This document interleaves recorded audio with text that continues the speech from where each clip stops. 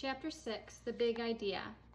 3 things happened later that same afternoon. Nick and Janet Fisk had missed the bus because of a school newspaper meeting, so they walked home together. They were seeing who could walk along the curb without falling. It took a lot of concentration, and when Janet stepped off into the street, Nick said, "That's 3 points for me." But Janet said, "I didn't fall. I saw something. Look." She bent down and picked up a gold ballpoint pen, the fancy kind. That was the first thing, Janet finding the pen. They got back on the curb and Nick followed Janet, putting one foot carefully in front of the other on the narrow concrete curb. And while he stepped along, he thought back over the school day, especially about his report, and what Mrs. Granger had said about words at the end of the period finally sank in. That was the second thing, understanding what Mrs. Granger had said. She had said, "Who says dog means dog?" "You do, Nicholas." "You do, Nicholas," he repeated to himself. "I do." Nick thought, still putting one foot in front of the other, following Janet.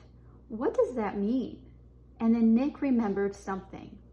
When he was about 2 years old, his mom had bought him one of those unbreakable cassette players and a bunch of sing-along tapes.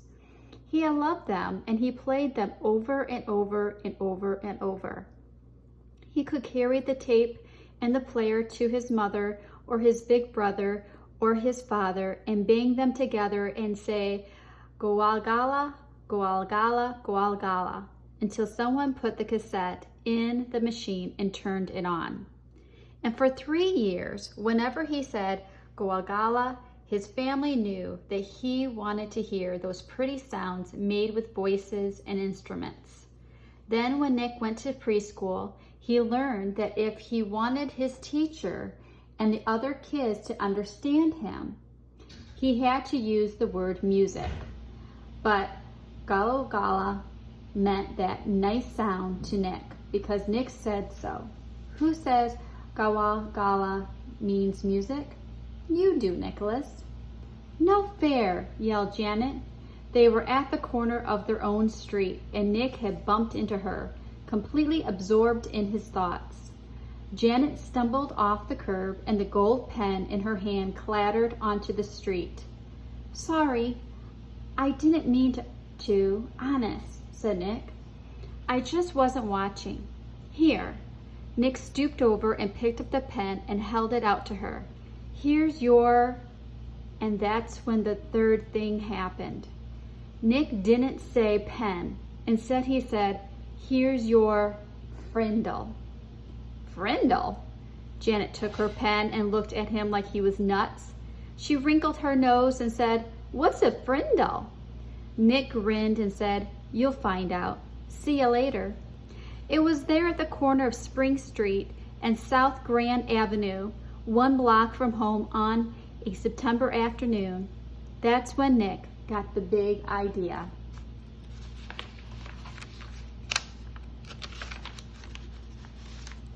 And by the time he had run down the street and up the steps and through the door and upstairs to his room, it wasn't just a big idea. It was a plan, a whole plan, just begging for Nick to put it into action. And action was Nick's middle name. The next day after school, the plan began.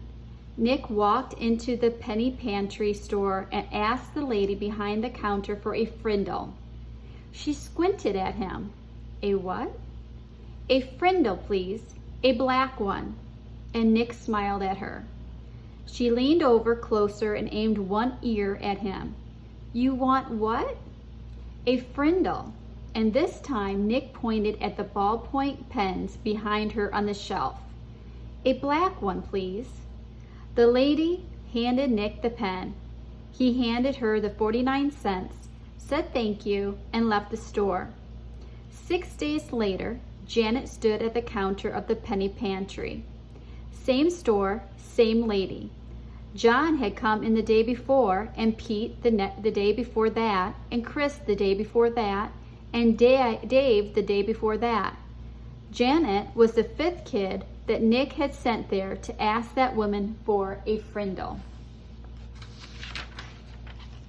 And when she asked, the lady reached right for the pens and said, blue or black. Nick was standing one aisle away at the candy racks, and he was grinning. Frindle was a real word. It meant pen. Who says Frindle means pen? You do, Nicholas. Half an hour later, a group of serious 5th graders had a meeting in Nick's playroom. It was John, Pete, Dave, Chris, and Janet.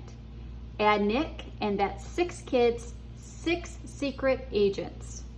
They held up their right hands and read the oath Nick had written out. From this day on and forever, I will never use the word pen again. Instead, I will use the word Frindle, and I will do everything possible so others will too. And all 6 of them signed the oath with Nick's Frindle. The plan would work. Thanks, Mrs. Granger.